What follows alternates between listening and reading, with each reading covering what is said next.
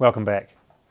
In my last video where I covered the build of the custom sump for the 4AGE in my Toyota Starlet here, I said that I had 3 videos to release. So I'm going to crack straight into the second one. This video is going to cover the trigger system I built for the car, deleted the distributor, so I had to make a new trigger system for the ECU to tell where the motor is. I've adapted Subaru coils to make this motor coil on plug, and I've also upgraded the injectors. So this video just covers all 3 of those things, from designing and building the little pieces and getting it on there into function. So sit back, take a watch, and hope you enjoy. Now that all the big fabrication jobs for this motor package are done, there's just a few jobs left to do on it before I can look at having a running package. And the first thing I'm going to tackle is the ignition and timing system for these motors. So factory, these 4AGEs have distributor. The distributor mounts in here, and behind this piece of duct tape there's a hole. The distributor slots in there. There's a gear on the end of the distributor, gets run on a gear on the exhaust cam. That's timing for the ECU to know where the motor's at, and timing for the ignition system. So there'd be leads from the distributor cap off the distributor here to each spark plug, and that's how a lot of motors are ignition setups are run. Now, I was well aware I was doing this, but because this exhaust manifold comes into the space where the distributor sits, it obviously will no longer fit. Like I said, I knew that was going to be the case, and I'd always planned to run a different trigger system and different ignition system in this setup. Now, what I'm going to do here is ideas that I've just purely taken off what other guys have done. Plenty of guys mess with these motors and do awesome work, so I'm just robbing all the best ideas I see around the place and just having a go at them myself. So what I'm going to be doing is I need to plug up the hole where the distributor goes, blank it off, doesn't need that anymore. So instead of a distributor with leads to each plug, underneath this factory cover here, I'm going to be running these. It's got 4 Subaru coil on plugs. Look a bit like this. These are off just a turbo Subarus. It's quite common for people to run coil on plugs setups in these 4AGEs, but this setup, which a few of my mates have done, the reason to go with these short Subaru coils is then you can fit this factory cover on top, which I really want. With the most coil on plugs that people run, they sit higher up and you can't have a cover, and it does look cool, but I'm preferring the setup to look nice and clean. So I need to make a plate to mount all those coils onto the spark plugs. The plate will need to hold each individual coil all in the right spacing for each spark plug, and also the plate will, if you can see, will bolt to these bosses on each rocker cover there. So the plate will screw down to the rocker covers, and then each coil will slot through and bolt up. Keep them more rigid, keep them where they need to be, and then run wiring from each coil to the ECU, and the ECU will trigger each coil to fire when it needs to. So that's pretty simple, but we also need to make a trigger system for the motor so the ECU knows whereabouts in the cycle of the spin of the motor that it's at. So normally the sensors to do that are in the distributor on these, but so I've dug out, I've put some parts together to set up a motor. So I'm just looking now at what I'm going to do. So the setup, the idea that I'm using on this is I've got these hall sensors here. These hall sensors weren't what I was hoping to get. These are just some cheap budget ones, so they may or may not work, but if they don't work I'll replace them with quality ones. I just couldn't buy any quality ones, no one had any in stock at the time. So using 2 of these hall sensors, one needs to get mounted in here. This is the crank pulley obviously, and so this hall sensor will pick up every single high point, every tooth on this. And so you just need to calibrate the ECU to see the correct number of teeth. That will tell the ECU whereabouts the motor is in its rotation. It won't know where top dead center is just from that, but it'll know whereabouts in a 360-degree revolution as long as you put the right tooth number in. So in the bracket to hold that there. These little barrel hall sensors are obviously adjustable so you can get the clearance right, because they need the right amount of clearance to detect each tooth. So one will go there, and then another one I'm going to run off the inlet cam. So the setups I've seen mainly from Chris at Garage 4H, he sort of did this setup first that I'd seen anyway. So I'm going to run another hall sensor in the back of this backing plate here, and I'll put a single tooth in the back of it somewhere so that the hall sensor for the cam just reads one tooth every revolution of the cam.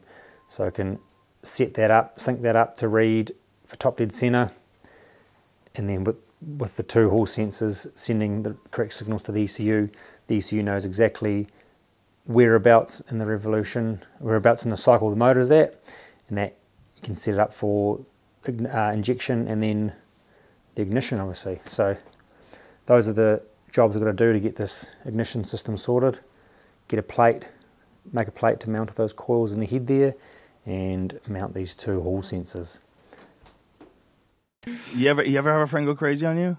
Yeah. I've had friends that like legitimately lost their mind. I can't talk to them anymore. Like you would talk to him about events, and his version of events were just like so not what actually happened. And you go, oh, this is a person that's lost their marbles. Yeah. Yeah, it happens. You can temporarily lose your marbles. Or in this permanently. dimension. Or permanently, yeah. But I think that, like, I mean, yes, permanently, of course. There's like... I'm not saying through psychedelics either. No, I know what you mean. I'm just saying people that just can't keep it together anymore, and for whatever reason, whether it's a combination of life stress and biological situation, whatever the fuck they've got going on, uniquely in their own brain. But some people just, all of a sudden, not there anymore, not keeping it together. Did they think they're keeping it together? Sometimes, yeah. I mean, there's broad range. Right. There's all kinds of, it sucks, man. The brain is an organ and it malfunctions, and sometimes you go nuts, and you get stigmatized for it, which really sucks, because because that just adds to the problem. Like if you see somebody in a cast, and you're like, oh, what happened to your arm? And they'll tell you, oh, whatever, I fell down. But you talk to someone who's been like hospitalized for a few weeks, and they tell you, I had to go to the hospital. I had a nervous breakdown. I went crazy, shit my pants, threw my dog through a window. You're like, you want to be compassionate, but there's some part of you that's like, oh, now this is a crazy person. It's like, it's just something happened. The operating system temporarily crashed, and quite often, I think that could be a very good thing. I think that having your personality or your ego or crash can often mean that you were trying to be somebody that you aren't. And some people invest so much energy in trying to... Yeah, they just want to be something, They since they were a kid, their mother was telling them you should be like this, and then they try to be like this, and they hold up this thing. They're always working to hold up this giant tail feather, and their arms start shaking, and then they can't hold it up, and that's when they have like anger outbursts, or suddenly like their friends are like, you turned into someone that I've never met. I don't even know who that is. It's like, no, that is, you met them. You met underneath the tail feather, the seething sea of anger and disappointment and sadness. You met that thing that they're trying to avoid by looking up at this mask that they're holding up to the world. But that fucking seething sea of disappointment and anger and horror and sadness, that's where it's at, man. You got to go into that thing. And for some people, the only way they can go into that is by having a full-scale nervous breakdown, because then they can have permission to dive into that awful vortex of darkness, because underneath that vortex of darkness is paradise. Underneath that, that's love and happiness and joy and connection and tranquility and all that stuff. And everyone thinks that the way to get to that point is by... Because I like to do things in backwards orders for some reason, I thought I'd better test these sensors out to see how they go. So I've wired it up roughly, obviously positive and negative to the right wires. Now these hall sensors have this LED on the top there. So when what it's trying to sense goes past the sensor, it should trigger that LED there. Now when I brought these sensors, it says they come with these little magnets to sensor them, and my question to the supplier was whether they would work on ferrous metals like I need for this one, and the answer was yes. And my thought was that they weren't going to work, and I've just realised that they're not going to work. So if I take the little magnet supplied and I pass it under the sensor, you can see that LED goes. So that means it's getting triggered, which works great with a magnet. Take a piece of metal, which is what the cam gears and that all are. Pass that, nothing happens. So these hall sensors that I've got are wrong, which I was pretty much prepared for. So I'll go and buy the correct pair of them that sense a ferrous metal like steel rather than the magnet. So just goes to show you, don't believe what a salesman will tell you. Good thing these things were cheap. I think I might have paid about $10 or $15 each, so it's not the end of the world, but gonna need to get the right ones. Paradise. Underneath that, that's love and happiness and joy and connection and tranquility and all that stuff. And everyone thinks that the way to get to that point is by avoiding this awful black forest that surrounds the Garden of Eden, which is inside everybody. It's inside everybody. It's there. It's there. And it doesn't matter, you know, you can work out and that will definitely give you a temporary good feeling. But until you address the internal structures that you haven't acknowledged, you're always going to go back to that place where you find yourself morose and depressed and angry and you don't know why. You always go back to that place until you sit with the sadness inside of you. You have to do that. What you're describing is coming out of the closet.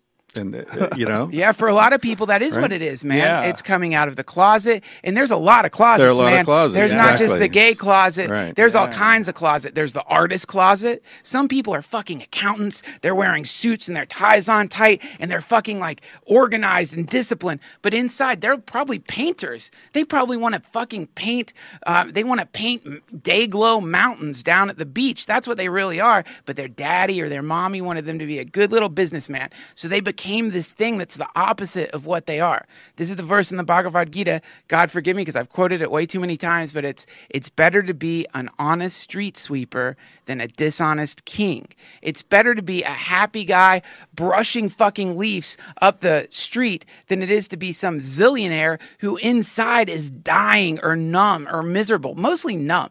Numb's the word. Most people are just numb. But as long as these people can quantify on paper, I still have a X $1 million home. My car still costs X thousand dollars. This suit is an X suit. I am still ahead. I am not going to abandon all these things. As long as they don't see through the bullshit Well, of the game they think they're winning. They you have know? to fall. Yeah, it's almost like you have to fall to really. That's what you got to appreciate, those moments when it all falls apart on you, because that means you've got an opportunity to try it again. Let's take a new, fresh perspective. This is a cool thing that at this retreat I went to, this guy Jack Cornfield said, which I really loved. What a great name, by the way. Yeah, with a K, not a C. With a K. Jack Cornfield, Mortal Kombat K. Jack Cornfield, but he's really cool, man. But he was talking With a K. Cool with a K. Yeah, he's with like the cigarette. And corny. No, this guy was awesome. And he was, one of the things he talked about is in some religious tradition, how they like hold the scriptures. A rabbi like had his students hold the scriptures over their heart. And when they were memorizing them, and they would say, why do we do this? And he said, so that when your heart breaks, they'll fall in. And it's a beautiful idea, which is that heartbreak is actually your ego cracking. And the moment that cracks, you're in the experience of truth. And when you're in the experience of truth, that's when you can really become who you are. But to get to who you are, it's like when a bone heals the wrong way. Like, that's what a lot of people's entire personality is. It's like a bone that grew the wrong way. And that needs a fucking a snap, a crack, and you get that through And a plop. You need that initial fucking thing. And It's a beautiful analogy. and it hurts. It hurts, but we're pain-avoiding creatures, so we think so we're always running away from this pain, but the problem is, as we're running away from pain, we're still exactly in pain. it's basically like being on fire and running away from water. You're just running away from the water because you, for some, I don't know, that's a stupid analogy actually. No, you were doing great up until that, though. Yeah.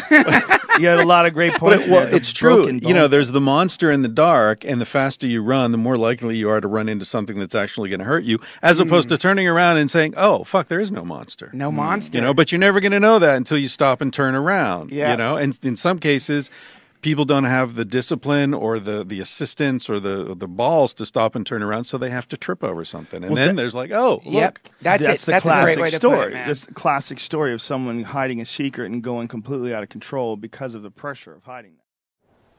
So as you can see, I've pulled apart the front of this motor. Now I've taken it all apart because I'm going to fit up the backing plate that I modified and the little adapter I made there for the trigger system. So I ended up getting these hall sensors, which are the correct ones, unlike the others I showed you earlier on that only worked with the magnet. So these ones here, all they need is something ferrous, so piece of iron, piece of steel that'll trigger them. So got those.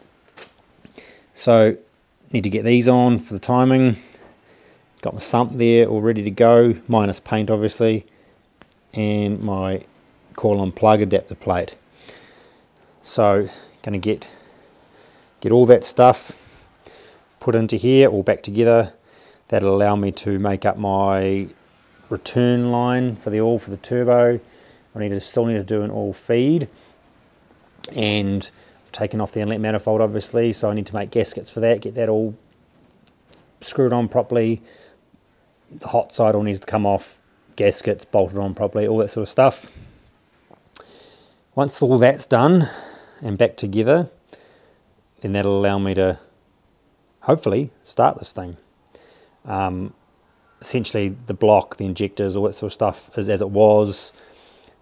It won't be tuned to run the turbo, but it'll still run perfectly fine on the original tune with the injectors it had, as long as I don't put the car into boost. Then it won't run properly. But I'm going to get it going on these factory injectors. I've got some large injectors to put in eventually, but my thought is just that because of what I'm doing, I just want to at least get the car to run. I know the engine runs, I know the tune works without turbo on it, but that'll just allow me to make sure there's not oil leaks and coolant leaks, and make sure things essentially work just with it running, and get the thing warm.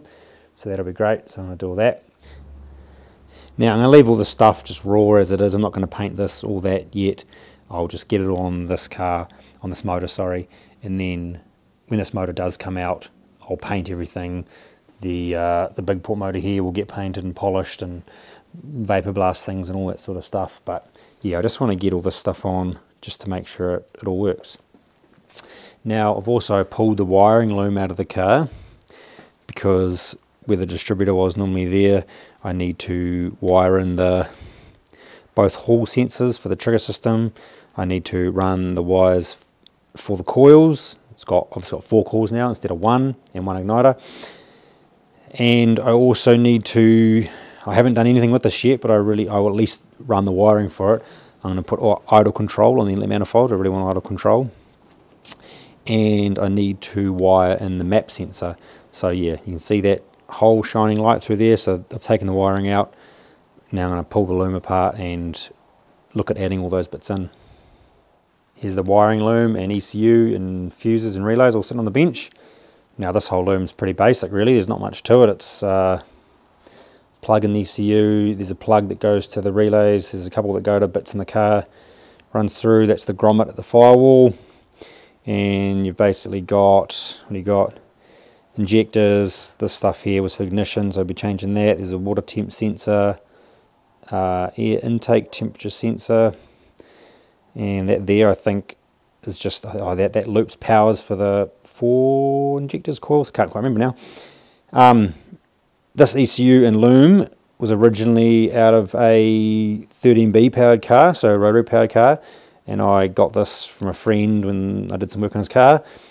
And a few years ago, or a number of years ago now I suppose, I modified it all. This loom was from the 13B as well. Modified it all to work with the 4AGE in the Starlet. So I'm I need to add in those bits that I said before, so add in the trigger system, the 4 coils and map sensor and that sort of stuff. So I need to pick a bunch of this apart, find that I'm pretty sure when I did it, I'm pretty certain these wires here I coiled up are for the coils, because I was, even back then with the NA setup, I was going to put 4 coils on it. So that's some of the wires there ready to go. I'm just going to have a check over all this stuff. I did notice there's a couple of terminals I've used in these fuse blocks are crap, so I might change some of those. But yeah, so I'm going to pick this apart, pull out bits that I might change. I mean, yeah, so some of the bits that are in there that don't need to be there, or add in the bits, all that sort of stuff. So I'll pick that apart and have a good going over it. I'm just finalising these crank and cam sensor setups. So I've just finished, what can you see in there? Just finished wiring them up, terminated it in a 6-pin Deutsch connector down there, just so it doesn't have to come free of the motor. Just going to put some P-clips on in a few places here just to hold this nice and firm, especially with where the cam belt runs. I ended up modifying this a tiny bit in here. I hadn't quite given it enough clearance for the cam belt to shoot up to the cam gear. Now the sensor here that pops through the back of this backing plate, I modified a pulley, just welded on an extension of one of the teeth, you can see there. Didn't weld very well, but it's on there regardless, and shaped it nice, and so when that goes on there it'll swipe past the sensor.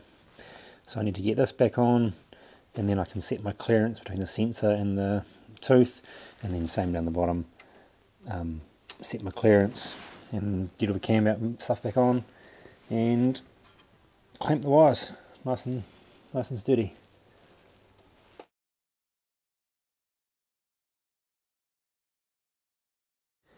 I'm slowly piecing this thing all back together, and I'm just on the job of fitting the new injectors.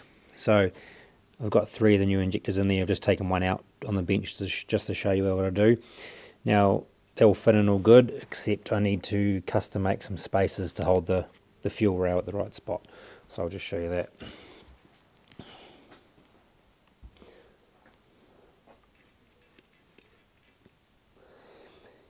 So see here, got another fuel rail. This is actually the fuel rail for the big port head, which as it turns out they're different to the small port one. So these green injectors here are the injectors out of the small port, these are the big port ones. They pretty much look identical. I think they're just maybe a slightly different CC rating or something. And these are the injectors I'm fitting, these tiny little suckers.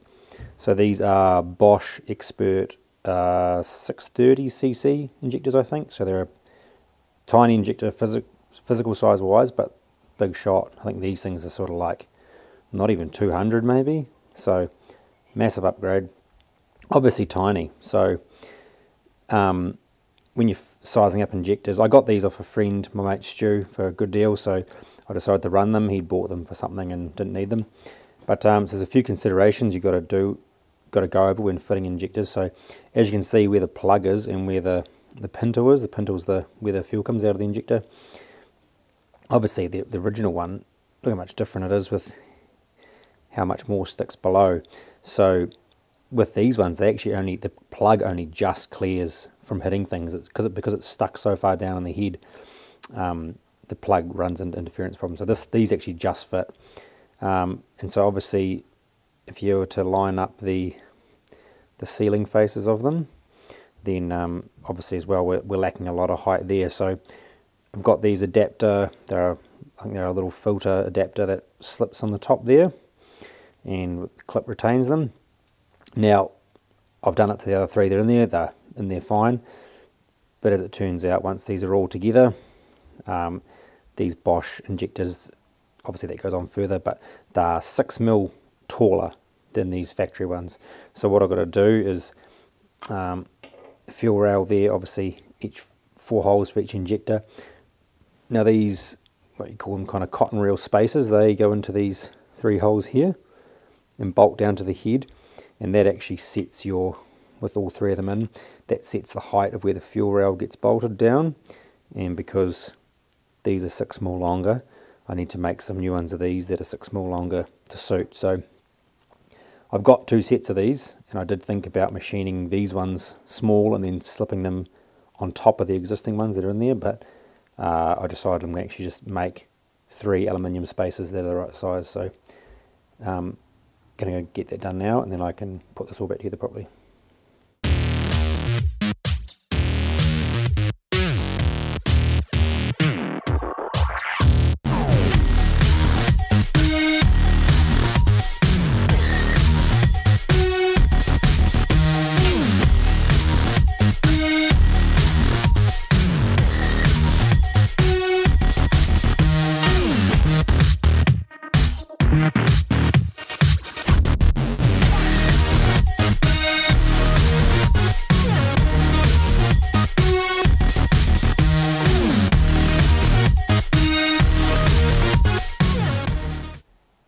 Well, this is probably a pretty good point to end this video. I thought before I sign off, I'll just show you how this thing's currently sitting. So, as you can see, it's all back together now. There's those spaces for the fuel rail, and the injectors all lodged in there. You obviously can't see any of the coils or the trigger system, it's all hidden away, but it's all running. And maybe one last thing I should point out, I haven't filmed any of this, but I've changed the front of my inlet manifold here. If you go back and watch the footage from the inlet manifold build video, I was never really happy with this whole front section here, but I've chopped it all off and made a bit of a flange and welded it all up, and I'm far happier. I think the whole combo looks a lot better as it is. So yeah.